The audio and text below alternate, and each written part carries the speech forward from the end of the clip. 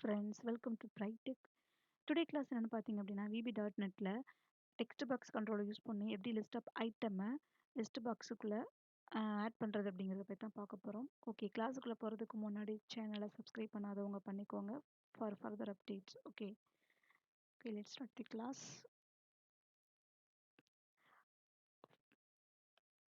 Already இந்த project நான் develop பண்ணியிருக்கிறதுனால என்ன பண்ணிக்கிறேன், இந்த ப்ராஜெக்ட்டை ஓப்பன் பண்ணிக்கிறேன்.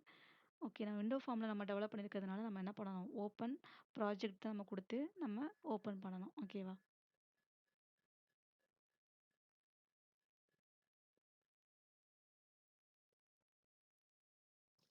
ஓகே, டெக்ஸ்ட் பாக்ஸ் அப்படின்றத நான் கிளிக் பண்ணிட்டேன் அப்படின்னா எனக்கு ஓப்பன் ஆகிடும் ப்ராஜெக்ட்டு. இன்கேஸ் நீங்கள் நியூவாக வந்து ப்ராஜெக்ட் டெவலப் பண்ணுறீங்க அப்படின்னா கிரியேட்டில் போயிட்டு நியூ ப்ராஜெக்ட் கொடுத்தீங்க அப்படின்னா அதில் போய்ட்டு நம்ம க்ரியேட் பண்ணிக்கலாம். ஆல்ரெடி நான் ஓப்பன் பண்ணியிருக்கிறதுனால என்ன பண்ணிடுறேன் அப்படின்னா ப்ராஜெக்டை ஓப்பன் பண்ணிக்கிறேன்.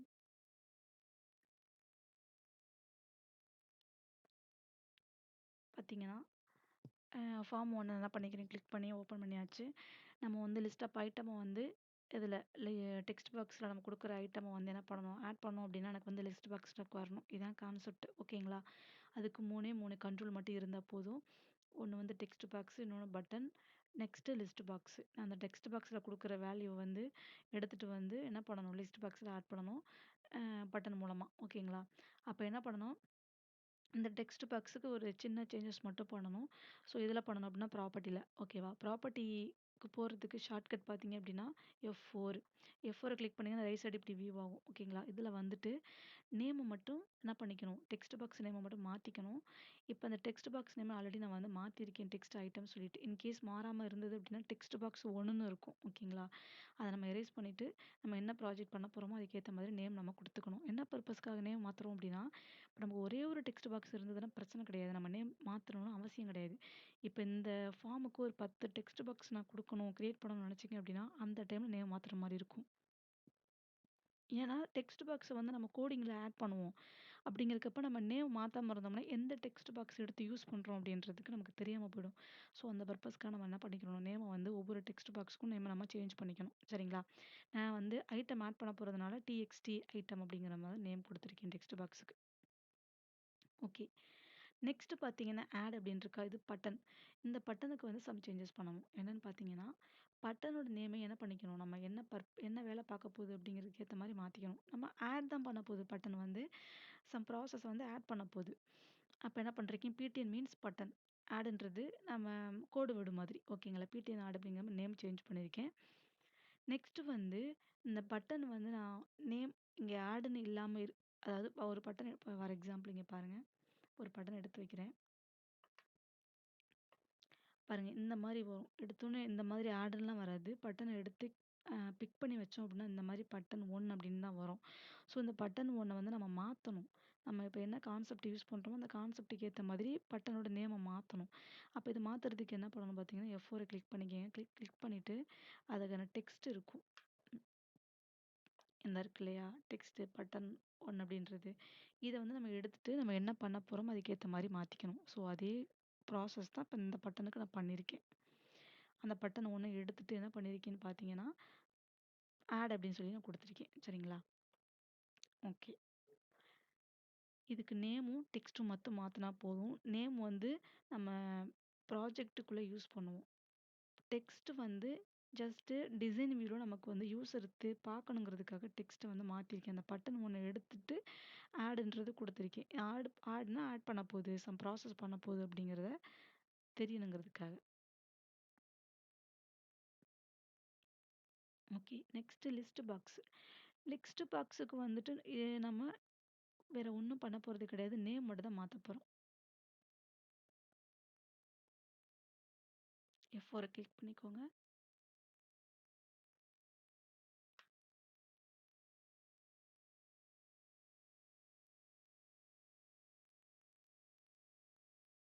நேம் இருக்கு இல்லையா? நேம் வந்து நான் லிஸ்ட்டுன்னு மாத்திருக்கேன். பட் இன்கேஸ் புதுசா நீங்க ஒரு லிஸ்ட் பாக்ஸ் எடுத்து வைக்கிறீங்க அப்படின்னா, ஃபார் எக்ஸாம்பிள் ஒரு லிஸ்ட் பாக்ஸ் எடுத்து வைக்கிறேன் பாருங்க. இப்படி ஒரு லிஸ்ட் பாக்ஸ் எடுத்து வைக்கிறீங்க அப்படின்னா, இதுக்கு வந்து நேம் வந்து டிஃபால்ட்டா எப்படி இருக்குன்னு பார்த்தீங்கன்னா, டெக்ஸ்ட் பாக்ஸ் 1 அப்படின்ற மாரி இருக்கும். ஸோ இந்த நம்ம நேம் சேஞ்ச் பண்ணணும்னு நீடட் கிடையாது. ஆஸ் யூசுவல் நான் டெக்ஸ்ட் பாக்ஸுக்கு என்ன சொல்றேனோ, அதே ரீசன் தான் இதுக்கும் சொல்லப் போறேன். இப்ப லிஸ்ட் பாக்ஸ் பாருங்க 2 இருக்கு இப்போதைக்கு 2 யூஸ் பண்ணியிருக்கேன். இப்ப இது 2க்குமே நான் நேம் மாத்தாம இருக்கேன்னு வச்சுக்கோங்க. ஃபர்ஸ்ட்டுக்கு உள்ள லிஸ்ட் பாக்ஸ் 1ன்னு இருக்கும். இதுக்கு 2ன்னு இருக்கும்.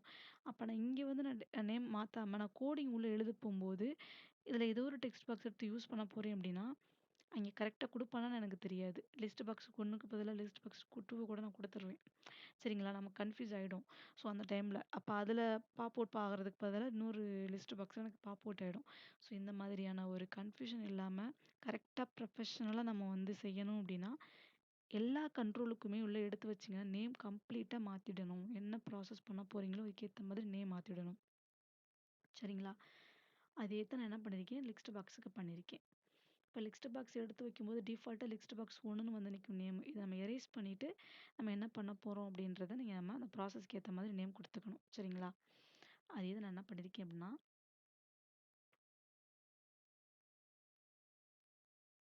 இந்த லிஸ்ட் பாக்ஸுக்கு குடுத்துருக்கேன். பாருங்க ஃபங்ஷன் நேம் வந்து லிஸ்ட் அப்படின்ற மாரி வச்சிருக்கேன். லிஸ்ட் பாக்ஸ் 1ன்றத எடுத்துட்டு லிஸ்ட்ன்னு வச்சிருக்கேன். அவ்வளோதான் இதான் கான்செப்ட்.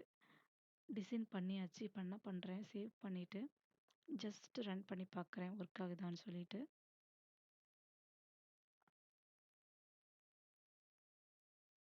பாருங்க ஃபார்ம் வந்து ஓப்பன் ஆயிடுச்சு.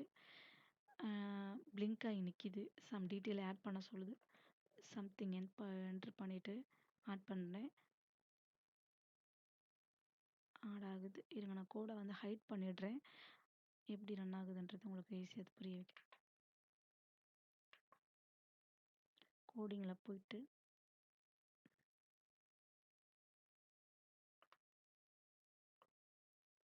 ஓகே கோடுல எடுத்துட்டேன். கோடு எதுவுமே இல்ல. இப்ப நான் என்ன பண்ண போறேன், ஒன்ஸ் சேவ் பண்ணிட்டு பில்ட் பண்ணிக்கங்க. பில்டுனா எரர் இருக்கா இல்லையான்றத செக் பண்ணிக்கோங்க. ஓகே எரர் இருந்தா ஷோ ஆட் இல்லைன்னா ரன்னிங் கண்டிஷன குடுத்துரும். இப்ப நான் ரன் பண்றேன். ரன் பண்ணும்போது இந்த மாதிரி வந்து நிக்கும். ஃபார்ம் டிசைன் வந்து நிக்கும். இதில சம்திங் நான் என்டர் பண்ணிட்டு ஆட் பண்றேன். எனக்கு எதுவுமே ஆட் ஆகாது. ஜஸ்ட் நான் டிசைன் மட்டும் தான் பண்ணியிருக்கேன். ஏன்னா எந்த ப்ராசஸும் நான் உள்ள கோடு எழுதல. ஸோ, அதனால எனக்கு வந்து இங்க டெக்ஸ்ட் பாக்ஸ்ல குடுக்குற வேல்யூ எனக்கு இங்க உள்ள ஆட் ஆகல. ஸோ, இப்ப என்ன பண்ண போறோம், நம்ம கோட போய் எழுத போறோம். சரிங்களா? ஃபார்ம் டிசைன் பண்ணி வச்சிருக்கோம். டிசைன் பண்ணத ரன் பண்ணியும் பார்த்தாச்சு. நீட்டா ப்ராசஸ் என்ன சொல்றது, நீட்டா அந்த டிசைன் வியூ வந்து நமக்கு வியூ ஆகுது. பட் நம்ம இன்னும் கோடு எழுதல. ஸோ, கோடு இப்ப தான் எழுத போறோம். ஸோ, ஃபார்ம வந்து கோடு எப்படி எழுதணும்னு பார்த்தீங்கன்னா, இங்க டெக்ஸ்ட் பாக்ஸ்ல சம்திங் என்டர் பண்ற வேல்யூவ இங்க ஆட் அப்படின்ற பட்டன நான் கிளிக் ஆகும்போது, சம் ப்ராசஸ் நடந்து எனக்கு இந்த லிஸ்ட் பாக்ஸ்ல வியூ ஆகணும். இங்க குடுக்குற ஐட்டம் இங்க ஆட் ஆகணும்.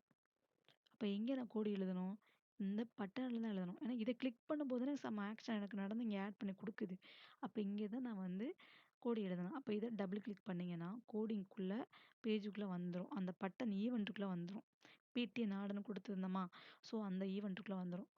இதுல வந்து நம்ம கோடு எழுத போறோம். இப்ப அந்த கோட நான் பேஸ்ட் பண்றேன். இதான் கோடு. ஜஸ்ட் 3 லைன் கோடு தான். என்னன்றத டீட்டெயிலா சொல்றேன். பாருங்க.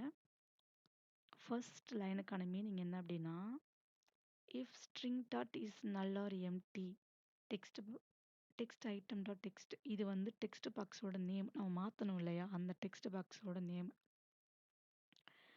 இந்த டெக்ஸ்ட் பாக்ஸ்ல வேல்யூ இல்லன்னா இஸ் நல் ஆர் எம்ப்டி. நல்னா எம்ப்டின்னு அர்த்தம். வேல்யூ இல்லன்னு அர்த்தம். இந்த டெக்ஸ்ட் பாக்ஸ்ல குடுத்துருக்க ஏதாவது வேல்யூ குடுக்காம விட்டுருக்கீங்கன்னு வச்சுக்கோங்க. இந்த டெக்ஸ்ட் பாக்ஸ்ல வேல்யூ இல்லாம இருந்தது அப்டின்னா, ரிட்டர்ன் பண்ணும். எம்ப்டியா ரிட்டர்ன் பண்ணும். சரிங்களா? அதுக்கான மீனிங் தான் அது. இந்த ஸ்ட்ரிங் எதுக்கு குடுத்துருக்கோம் அப்டின்னா, இங்க உள்ள என்டர் பண்றோம்ல, நம்ம வந்து இங்க உள்ள என்டர் பண்றது வந்து லெட்டராவும் இருக்கலாம், நியூமெரிக்கல் சிம்பலாவும் இருக்கலாம், ஸ்பெஷல் கேரக்டராவும் இருக்கலாம். எல்லாமே சேர்ந்தது தான் ஸ்ட்ரிங்ன்னு சொல்லுவோம். ஓகேவா? இங்க என்டர் பண்ற இந்த ஸ்ட்ரிங் வந்து எம்ப்டியா இருந்துச்சுன்னா, எனக்கு எந்த வேல்யூமே ரிட்டர்ன் பண்ணாது. அதுக்கான மீனிங் தான் இந்த 2 லைன். குடுத்துருக்க ஸ்ட்ரிங் வந்து நல்லா இருக்கா? இல்ல எம்ப்டியா இருக்கான்னு பார்க்கும். 2மே சேம் மீனிங் தான். எதுவுமே இல்லைன்னு அர்த்தம். இருந்ததுன்னா எதுல குடுத்துருக்காது? டெக்ஸ்ட் பாக்ஸ்ல.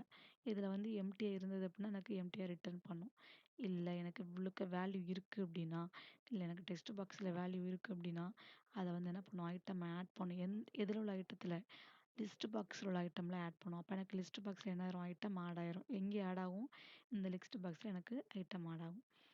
ஆட் ஆனதுக்கு அப்புறம் எனக்கு இந்த டெக்ஸ்ட் பாக்ஸ்ல குடுக்குறது தான் இங்கே ஆட் ஆகணும். இங்கே ஆட் ஆயிருச்சு அப்படின்னா, அடுத்த செகண்ட் எனக்கு என்ன ஆயிரும்? இந்த டெக்ஸ்ட் பாக்ஸ் எனக்கு கிளியர் ஆயிடணும். புரியுதா?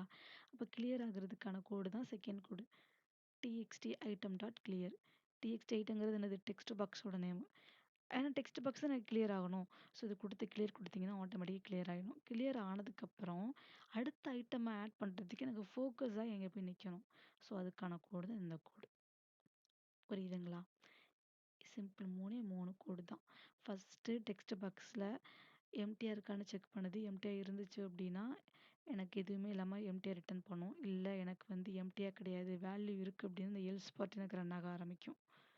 வேல்யூ வந்து ஐட்டம்ல ஆட் பண்ணி, திரும்ப டெக்ஸ்ட் பாக்ஸ கிளியர் பண்ணி குடுத்துட்டு, திரும்ப டெக்ஸ்ட் பாக்ஸ ஃபோக்கஸ் பண்ணும். புரியுதா அதான் கான்செப்ட். இப்ப அத நான் சேவ் பண்ணிட்டு ரன் பண்றேன் பாருங்க.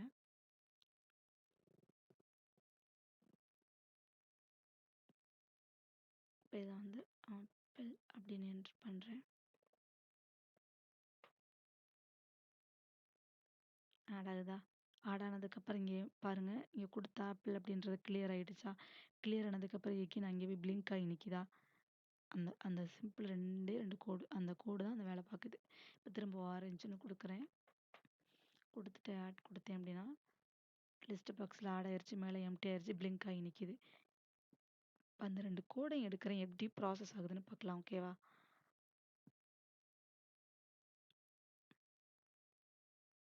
இப்ப இது 2யுமே எடுத்துறேன் நானு. எக்ஸ் சேவ் பண்ணிட்டு ரன் பண்ணுங்க.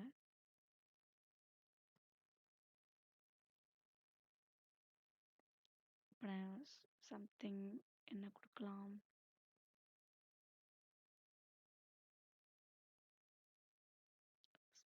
சும்மா ஒரு வேல்யூ குடுக்குறேன். குடுத்துட்டு ஆட் குடுக்குறேன். ஆட் ஆயிருச்சு. பட் இங்க மேல வந்து கிளியர் ஆகல. ஏன்னா இங்க கோடு நம்ம எடுத்துட்டோம். எந்த கோடும் எழுதல. இந்த ஒரே ஒரு கோடு மட்டும் தான் எழுதியிருக்கோம். குடுக்குற வேல்யூ வந்து ஆ லிஸ்ட் பாக்ஸ்ல ஆட் ஆகணும். அவ்வளோதான் குடுத்துருக்கோம். பாருங்க இங்க வந்து இது கிளியராவும் ஆகல. போய் வந்து அது ஃபோக்கஸ் ஆகி நிக்கல. ஸோ இதான் கான்செப்ட். ஸோ ஒவ்வொரு லைனா குடுத்துட்டு நம்ம வந்து ரன் பண்ணி பார்த்தோம்னா, எந்த ப்ராசஸ் என்ன பர்ப்பஸ்க்காக ஒர்க் ஆகுதுன்றது ஈஸியா புரியும். சரிங்களா? இதுல ஏதாவது டவுட் இருந்தது அப்படின்னா கமெண்ட் பண்ணுங்க. பிடிச்சிருந்ததுன்னா லைக் பண்ணுங்க, ஷேர் பண்ணுங்க. தேங்க் யூ ஃபார் வாட்சிங்.